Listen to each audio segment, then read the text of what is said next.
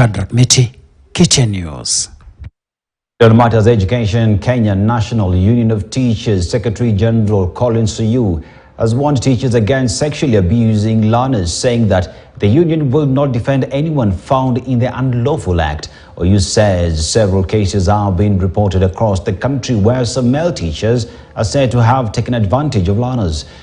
Speaking during the union's annual Kirinyaga branch annual general meeting, Oyu further warned Kenya National Examinations Council against delaying payments for examiners in this year's national exams.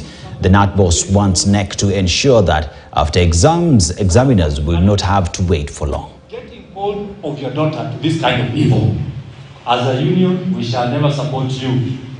Never on carnal knowledge.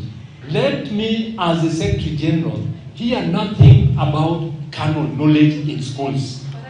Make use of the school representatives and tell the teachers in every staff, those you stand before as a teacher, none of them is a girlfriend, let alone a wife. None of them. Those are your children. Those are your children. I don't know why these people consider managing of exams to be a very simple thing. It is not simple. Because teachers will lose their jobs as they go about invigilation.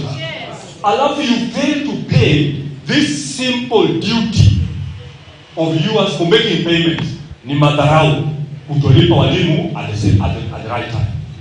And I want to pronounce here in Kenya, this time round we shall not sit back.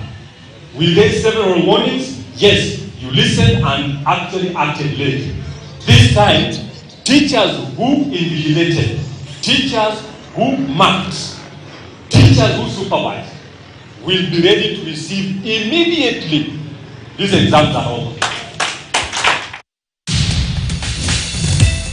Counties accused of failing to support healthcare. We have the numbers and people's voices to support the claims.